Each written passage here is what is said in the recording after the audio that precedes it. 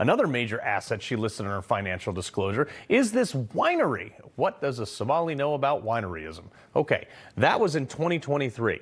That was worth, according to Ilhan Omar's own financial disclosure form, between $15,000 and $50,000. But on her financial affidavit from a year later, that same winery was listed at a value of between $1 and $5 million.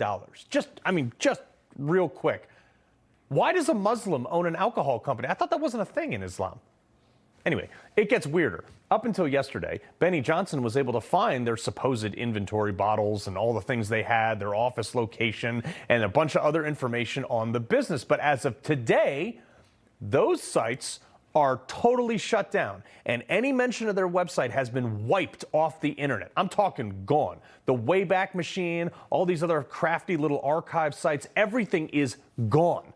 Like, deleted the root service. I called my computer buddy, Jim. He couldn't even find it. It was some fancy AR jargon bot machine for recovery. I don't even know, he was explaining it to me. He couldn't even find it, which is weird that a company that boasted an award-winning wine, the, quote, double gold winner in 2022 San Fran Chronicle competition, with a corporate value of up to $5 million, would just vanish into thin air?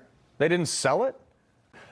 Is it possible for this to be a functioning business and have absolutely no footprint, wiped from the internet, go from 1,000 net worth to 5 million in less than a year?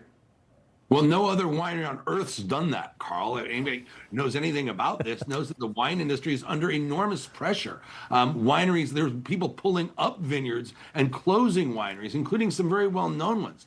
People are drinking less wine. The economy is weighed on that in favor of cheaper alcohol options. So the wine industry has been in mad contraction for quite some time now. But more to the point, you have to have a federal license to have an alcohol facility. Where is her winery on the TTB website? That's right. The federal regulatory body that does this. So no, this doesn't exist, and it's a phantasm that the idea you can have a winery increase in value. Everybody else in the wine business knows better. Yeah. He loves the Constitution. He fights for what's right.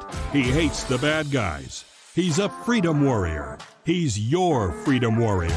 Watch Carl Higbie every weekday on Newsmax.